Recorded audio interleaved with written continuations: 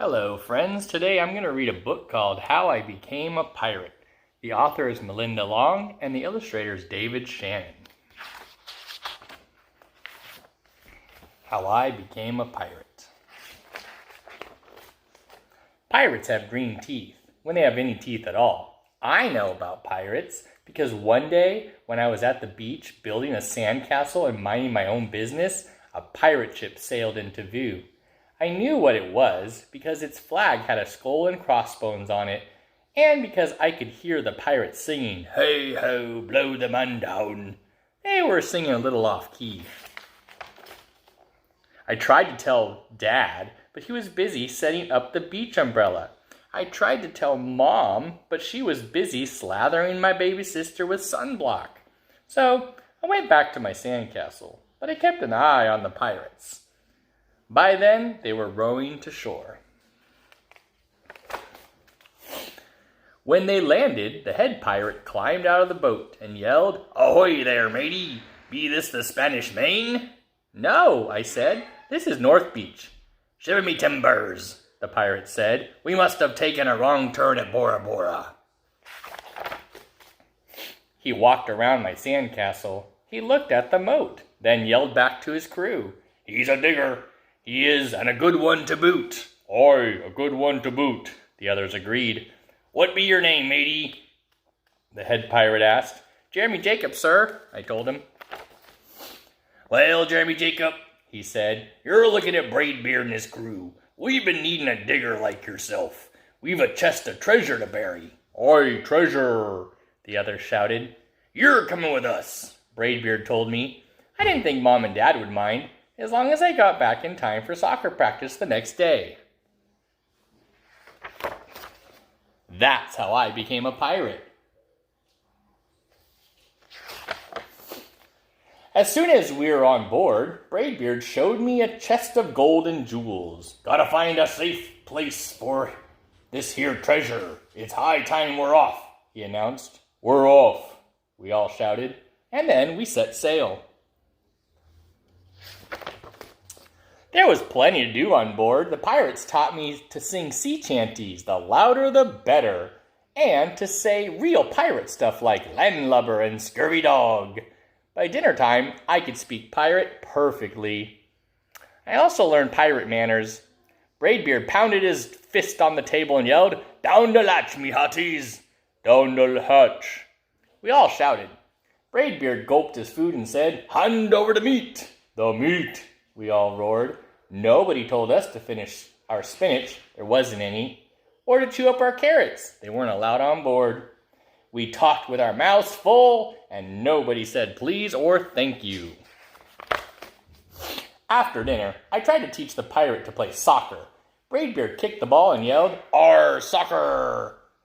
"Our soccer!" the crew yelled. Then everybody dove for the ball at once, and it rolled right off the deck. "After it, me hearties!" Braidbeard commanded. "After it?" we all whispered. We fought over who would get the ball, but it didn't matter anyway, because a shark came along and swallowed it in one gulp. So much for soccer.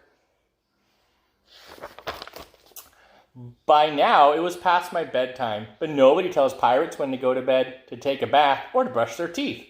Maybe that's why their teeth are green. Pirates sleep with one eye open, just in case. And they don't change into pajamas unless they want to.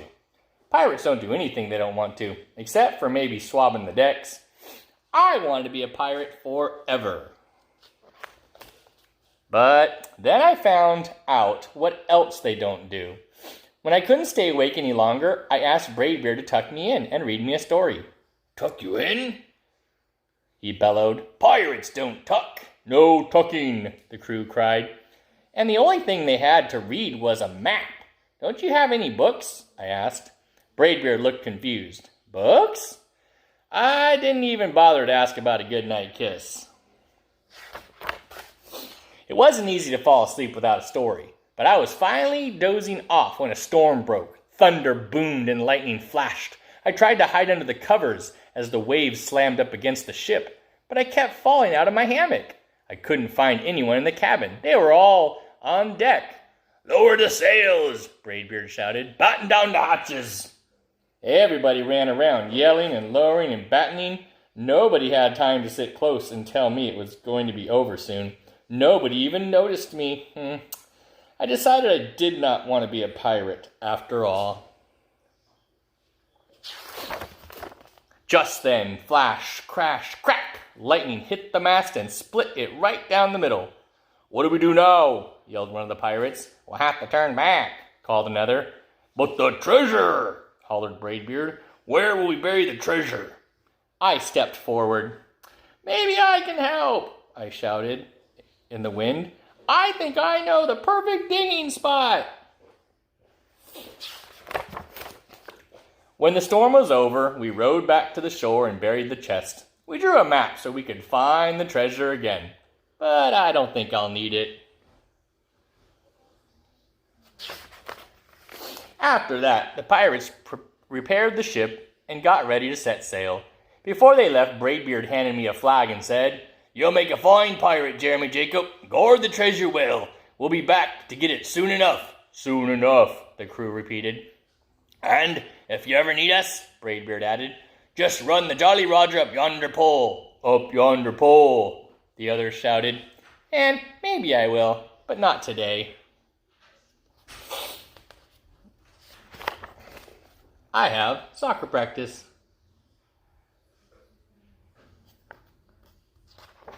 The end. Well, thanks for listening to my story.